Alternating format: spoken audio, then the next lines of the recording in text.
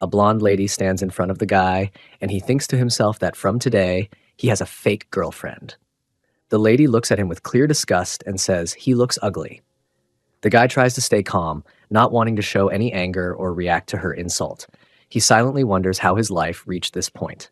It all starts when he tries to get some allowance from his older sister. She tells him to join an all-girl group chat in her place, explaining that she is too busy to keep up with the chat herself. She promises to pay him if he plays a few games with the girls and warns him not to let them find out he is actually a guy. He agrees to help her. One day, while secretly looking at the photos shared in the girls-only chat, he receives a notification. Someone named Mokigogo sends him a direct message telling him to come to the cafe in town by noon the next day, hinting that bad things will happen if he ignores the message.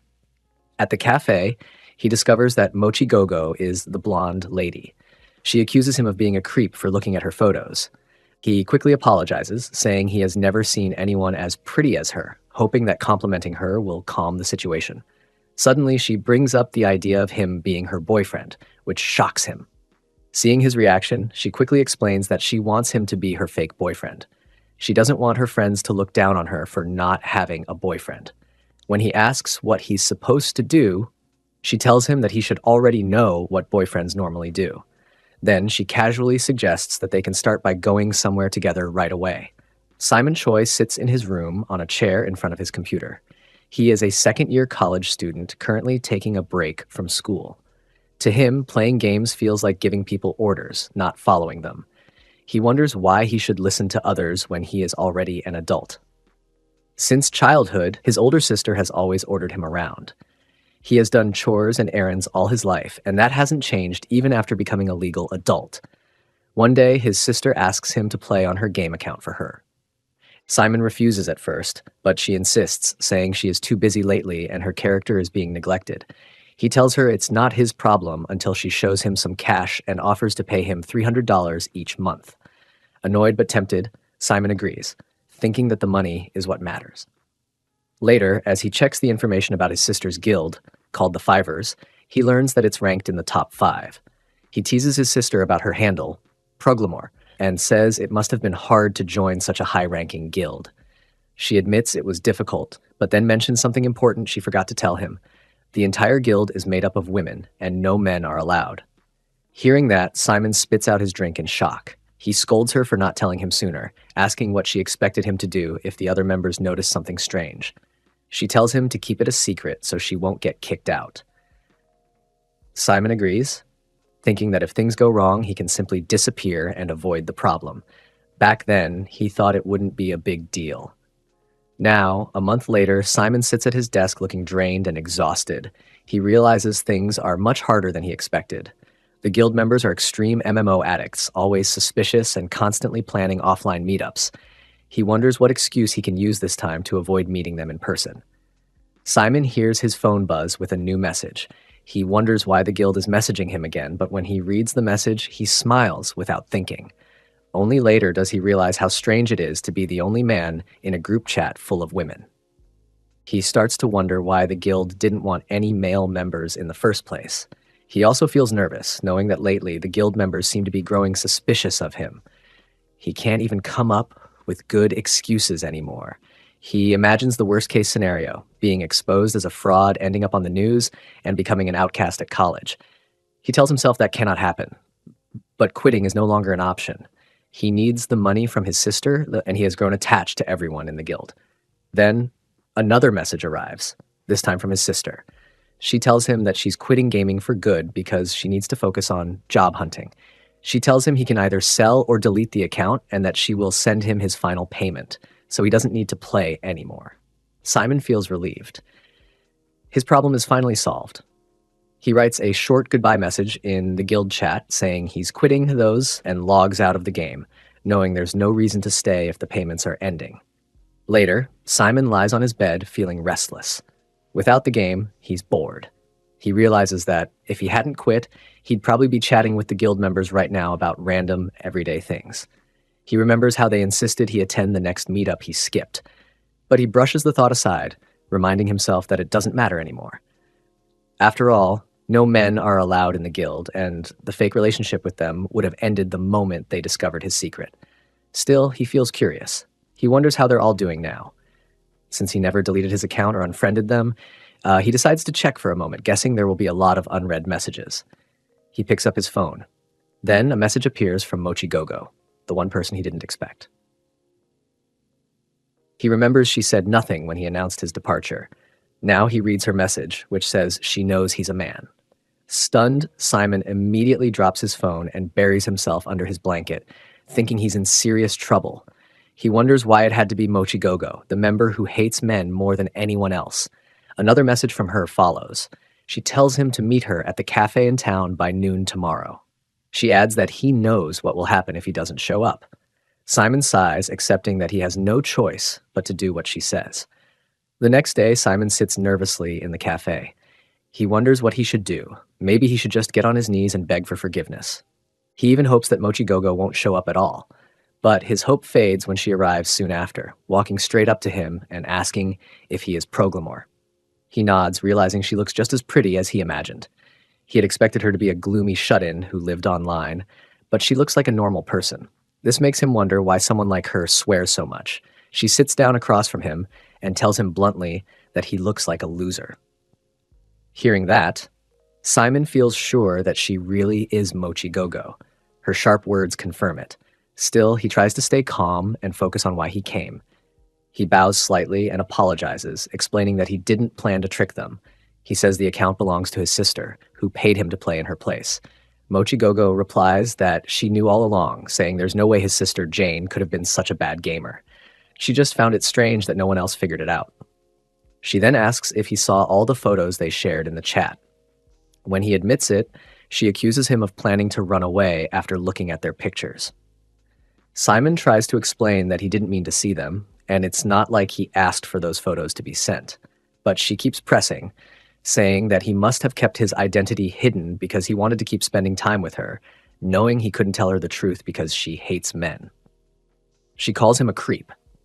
Suddenly, Simon wonders if she had been uploading those photos on purpose, but that thought confuses him even more. Why would she do that? She quickly denies it, saying she didn't upload them just so he could see them, then adds that he's probably silent now because he secretly admires her. Then, out of nowhere, she asks why he never asked her out before quitting the game.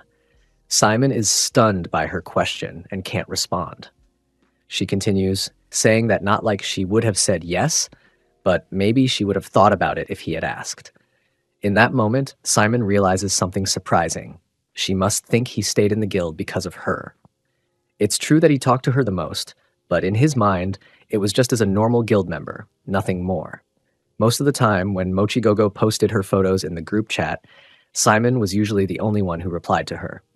He hadn't done it because he was interested in her, but because everyone else ignored her, and he felt a little sorry for her. But now, sitting in front of her at the cafe, Simon starts to think this might actually be his chance to avoid trouble. If he keeps playing along with whatever she wants, maybe she'll keep quiet and not tell the others that he's a man. He admits to her that she's probably right, that he must have looked like a fool replying to her all the time.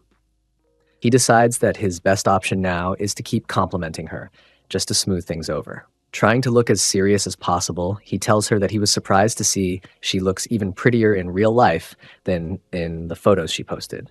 He says that even though she acted like she didn't care, she actually paid attention to him the most, and that he always noticed how good she was at the game. He adds that she has a really good personality, too. Mochigogo interrupts him at that point, telling him that's enough, though she looks slightly pleased by the compliments. She then tells him that, at first, she thought he was an idiot and maybe even a mute because he barely talked. But now that she hears him speak, she guesses he's finally realized that she was always on his side. After that, she goes back to speaking down to him like usual, but Simon forces himself to stay calm and bear with it. Mochigogo then suddenly asks him what he plans to do now. Simon is confused by the question and asks what she means, not understanding if there's something specific he's supposed to do. She tells him that now that the woman he admires is sitting right in front of him, there must be something he wants to do, the kind of things people do when they have a girlfriend. Simon, still lost, replies that maybe they could go out to eat at a restaurant and watch a movie. She responds that, Yes, something like that, but also hints that there must be something more he wants. Simon just looks at her, still confused, unsure what she means. He thinks for a moment and tries to say that maybe after the date he could just go home and relax, but Mochigogo misunderstands his words. She smiles and tells him he must have good taste in women. Then, without warning, she moves from across the table and sits down next to him. She tells him that, since he's been such a good boy, she'll reward him by showing him all the photos she's taken of herself up until now. She asks him if he's grateful for that. Not knowing what else to do, Simon thanks her and continues to play along. At this point, Simon feels completely lost. He doesn't even know what he's doing anymore. He decides he'll just keep going along with whatever she wants, and once this is over, he'll go straight home. He reasons that as long as he keeps playing along, she'll probably keep his secret. Then, Mochigogo asks for his real name. Simon tells her honestly, giving her his name. She smiles again, saying she'll now show him those photos he once said she looked cute in. But when she hands him her phone, what she shows him is something completely different. As soon as Mochigogo realizes what she just showed Simon, she screams in shock and immediately runs out of the cafe. People around them look confused, wondering what just happened. Simon sits there in silence, unsure what he's supposed to do now that she's just disappeared like that. Later, Simon is back at his place, lying on his bed. He stares at the ceiling, feeling uneasy. He hasn't heard from Mochigogo since the incident yesterday, and it's starting to bother him. He figures she must be too embarrassed to contact him, especially since she looked like she was about to cry when she ran out of the cafe. He briefly considers texting her to check if she's okay, but then tells himself there's no reason to do that. He convinces himself that it's none of his business and there's no reason to care. Yet, when he remembers the strange way she spoke back at the cafe, he can't shake the feeling that maybe she wanted something from him, more than he wanted from her. While he's lost in thought, his phone buzzes. It's a message from Mochigogo. She accuses him of thinking she would stay quiet after what happened and demands that he meet her right away. She warns him that he better do as she says if he wants her to keep his secret. Simon feels his stomach drop. He realizes his worst fear might be coming true. He knows he needs to settle things with her, once and for all. They eventually meet on the street. Simon greets her politely, but Mochigogo immediately snaps at him, asking how he can act so casually right now. She also scolds him for not calling her after she ran away the other day. Simon tries to explain himself, saying he didn't want to make her feel worse. He thought contacting her first might embarrass her even more, so he was just trying to look out for her. Mochigogo crosses her arms and asks if he didn't feel strange after seeing that video. Simon awkwardly says he wouldn't dare feel that way, but she tells him she doesn't believe him. Then she surprises him by saying he doesn't need to act like he's trying to protect her. Simon is caught off guard. She tells him he probably thinks she's embarrassed about what happened, but she insists that she isn't. She claims that it's completely normal and nothing to be ashamed of, that everyone does that kind of thing. Simon silently admits to himself that she did storm out crying yesterday, but he decides to play along anyway.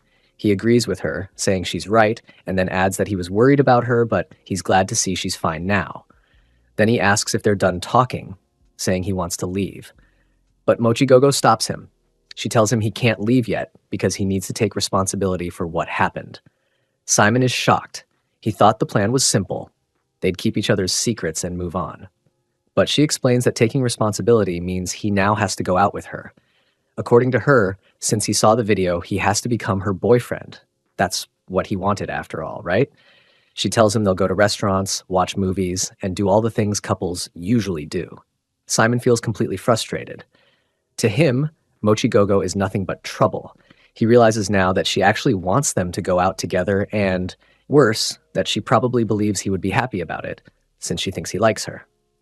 But there's one thing Simon understands clearly. As long as she has dirt on him, she's in control. She can force him to do whatever she wants, whenever she wants.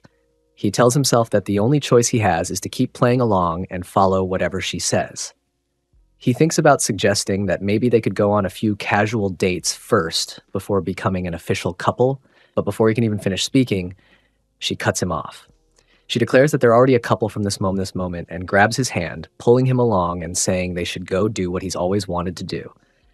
Simon is left in complete shock, not understanding how things have gone so wrong. Without realizing it, he ends up following her aimlessly until he finds himself standing inside a motel.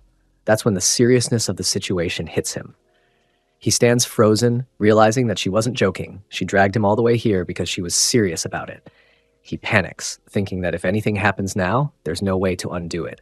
He starts to wonder if he should just turn around and run. Meanwhile, inside the bathroom, Moki Gogo is taking a shower. She imagines Simon trembling in fear out in the room, though she tells herself that's probably just her imagination. Still, she thinks about how he feels different from the other guys who liked her in the past. He didn't run around telling everyone her secret, and he even stayed quiet after the embarrassing moment at the cafe. She thinks maybe things are fine the way they are. But when she steps out of the bathroom, she catches Simon standing by the door, clearly trying to leave. He freezes the moment she sees him. He tries to explain, saying he can explain everything, but she cuts him off. She confronts him, saying straight out that he was just trying to run away from her. Simon quickly says he isn't trying to run away, but Mochigogo tells him to forget it. Her voice sounds quiet now, and Simon feels like something is different about her. It takes him a moment to realize that she's actually crying. The tough, sharp-tongued girl who always acted strong now stands in front of him with tears running down her face. Confused, he softly asks why she's crying. She wipes her eyes and tells him that she knows she went too far. She admits that this is only the second time they've met in real life, and she must have lost control of herself for a moment. She tells him to just ignore her right now because she feels embarrassed and doesn't want him to see her like this. Simon, in a way, feels relieved. He thinks it's good that she finally decided to leave him alone, but as he watches her stand there, clearly upset, he starts to wonder if just leaving her like this is really the right thing to do. After all, she's just standing there in a thin towel, straight from the shower, and he's sure she'll catch a cold if she stays like that. In the end, he decides to try saying something. He carefully suggests that maybe they can talk, even if it's just for a short while. Once they both sit down again, Simon looks at her seriously and asks if she really likes him that much. Before he can even process what's happening, a pillow hits him straight in the face. Mochigogo shouts at him, asking why she would ever like someone like him.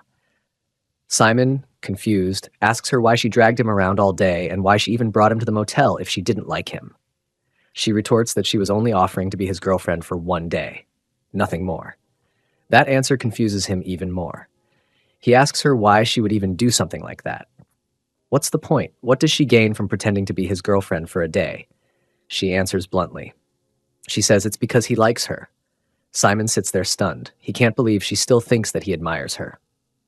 She crosses her arms and quietly admits that she's never really understood him from the start.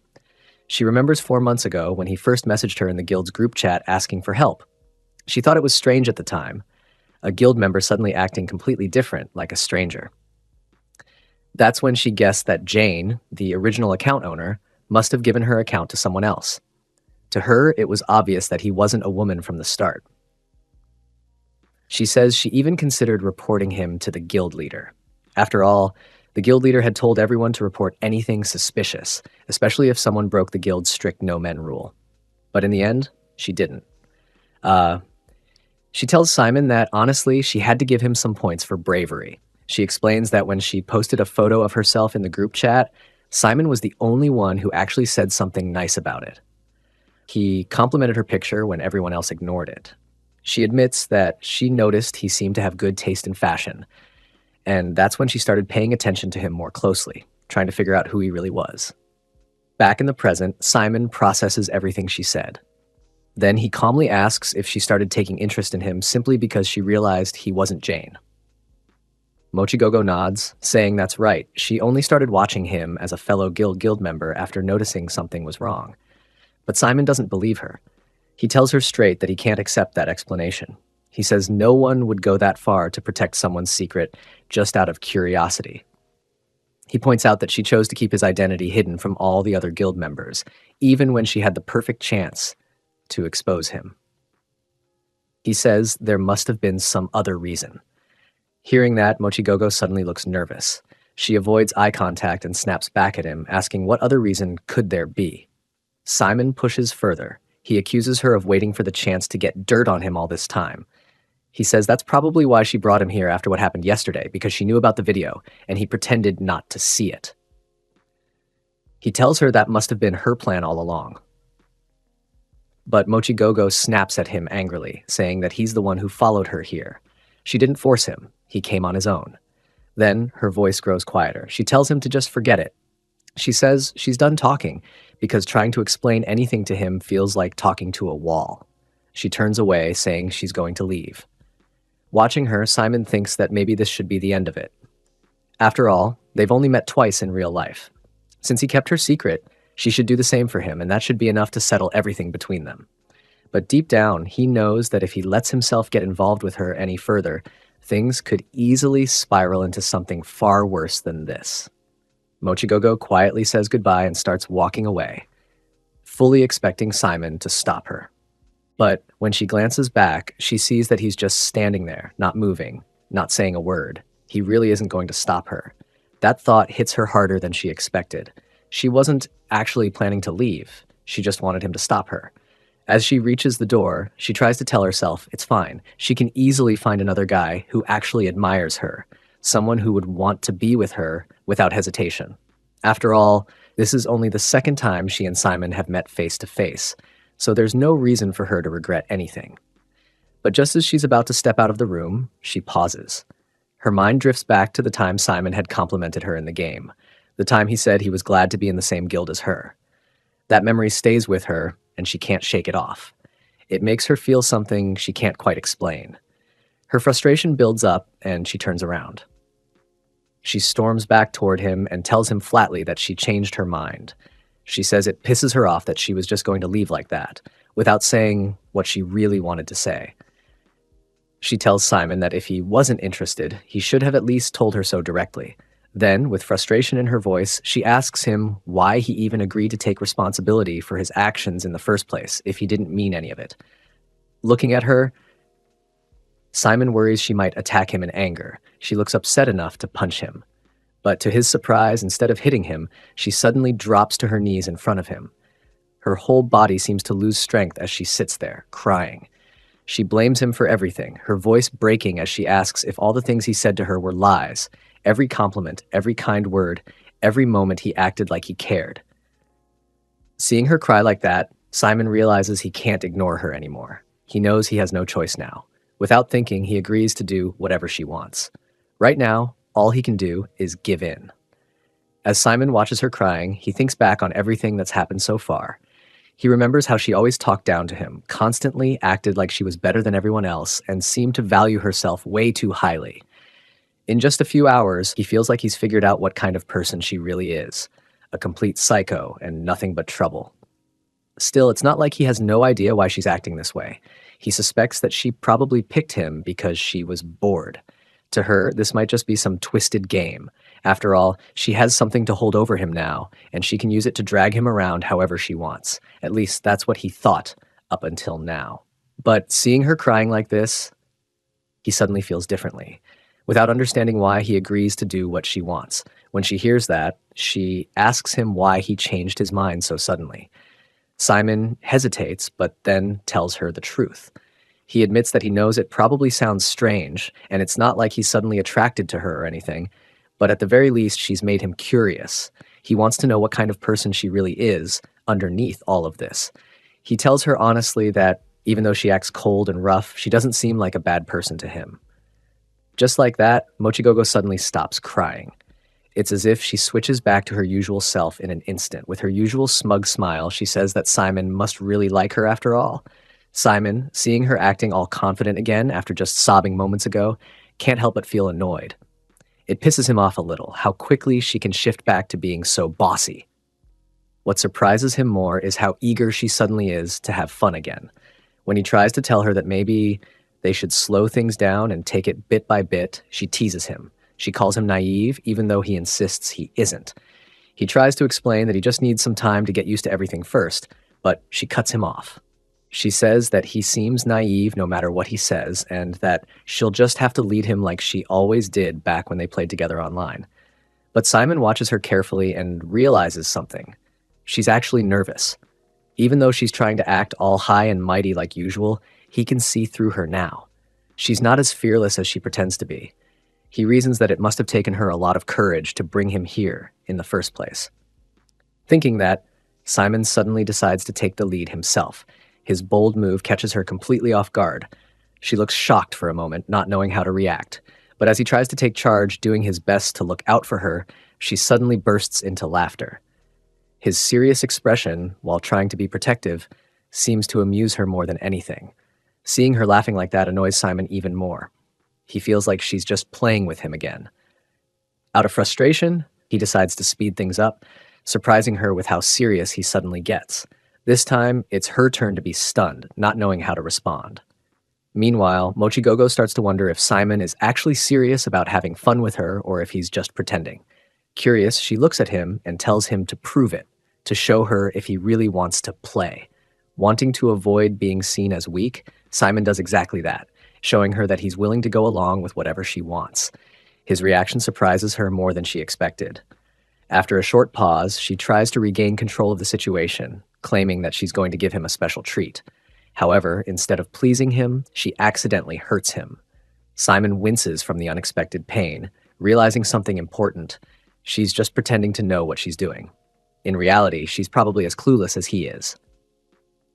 She's only acting like an expert, but it's clear now that she's naive and inexperienced herself. Realizing her mistake, Mochigogo awkwardly decides to give it another try, this time being more careful. She does a better job now, though her pride keeps her from admitting how uncertain she feels. After regaining some confidence, she teases Simon again, claiming that he looks really nervous. Simon, not bothering to deny it anymore, agrees. He says of course he's nervous. After all, just a few days ago, she was just a guild member he chatted with online, and now suddenly they're doing this in real life. Hearing that, Mochigogo silently agrees. It really does feel strange to her too, even if she won't say it out loud. As things continue, Simon takes the lead and tries to guide them both. But the more time passes, the more he realizes the truth. Mochigogo is actually inexperienced, just like him. This must be her first time trying something like this, no matter how much she tries to hide it. When Simon carefully asks if this is actually her first time, Mochigogo immediately pretends not to understand what he's talking about. She acts confident, claiming that she's not naive at all, and starts talking down to him again, acting all bossy like nothing's wrong. Simon watches her, feeling frustrated. Part of him wants to just get it over with and stop thinking about it. But something keeps bothering him, and he knows he can't keep going like this. Seeing him hesitate, she asks, "What's wrong?" Simon stays quiet for a moment before explaining. He tells her honestly that whether she's experienced or not doesn't actually matter to him. What bothers him is that she keeps lying to him. He points out that she constantly belittles him too, acting as if she's above him all the time. He admits that he was hoping she'd be a little more honest now that they're here together. And he even apologizes, saying he's sorry if he came off a little too harsh earlier.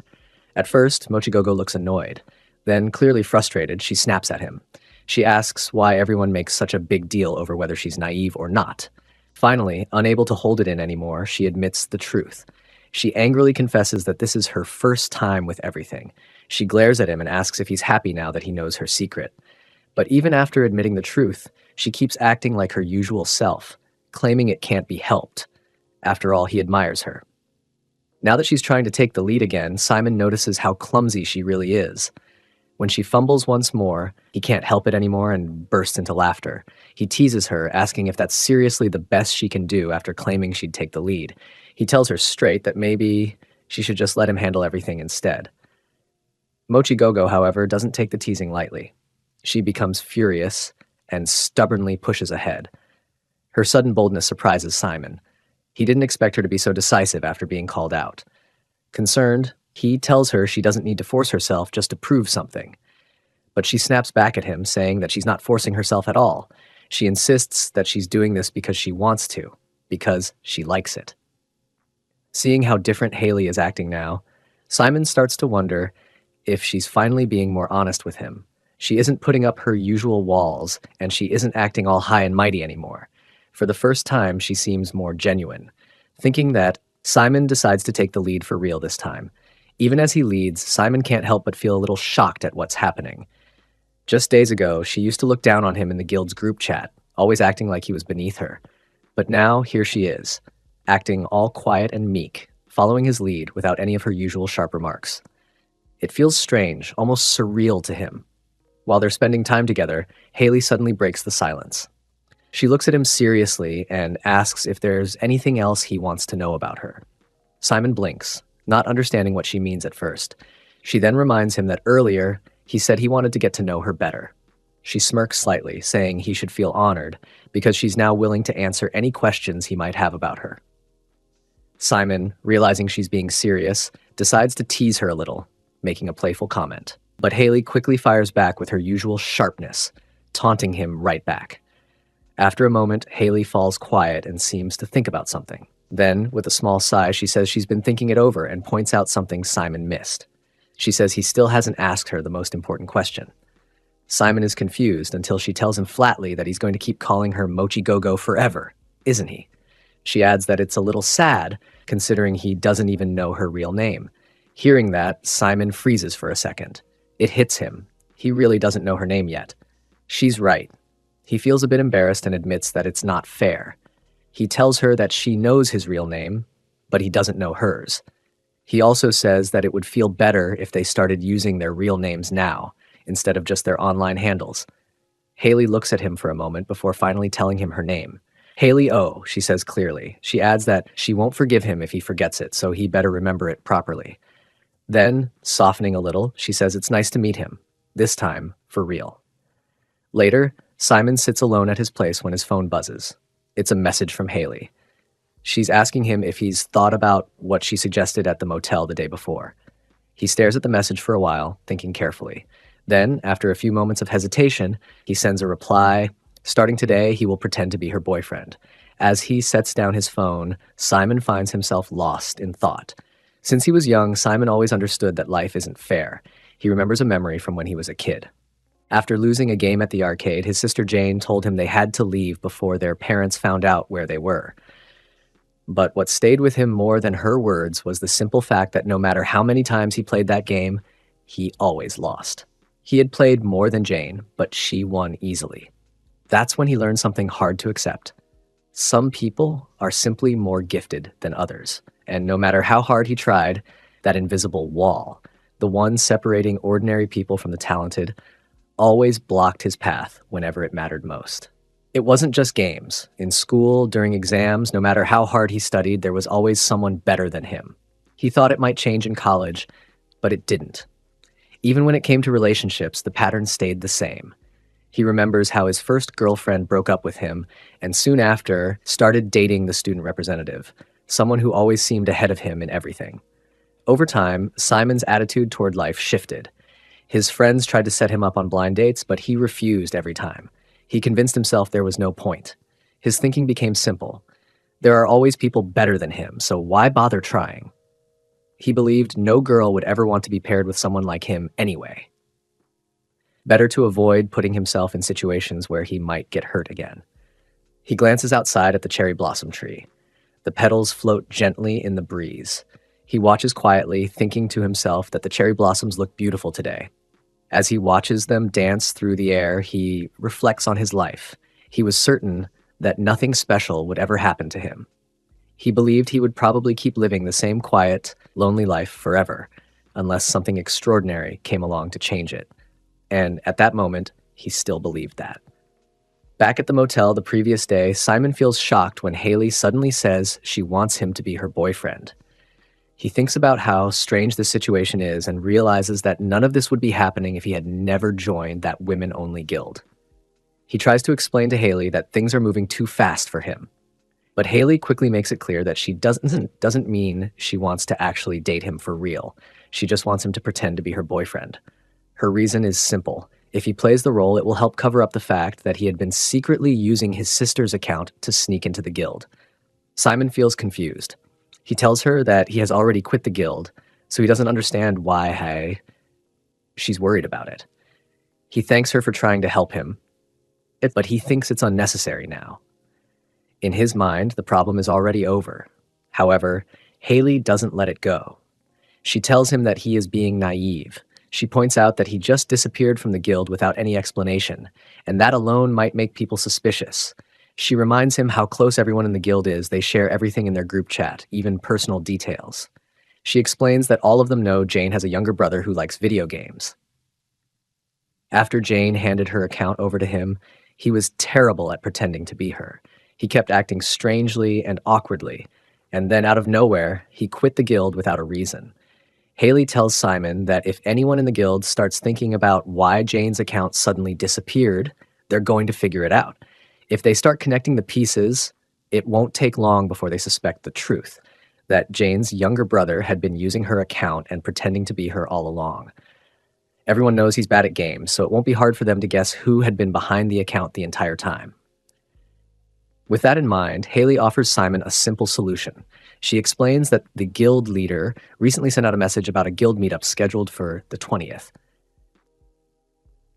Everyone in the guild is expected to attend. Haley's plan is for both of them to show up together at the meetup. She wants Simon to attend as her boyfriend. By doing that, she believes they can divert suspicion away from him.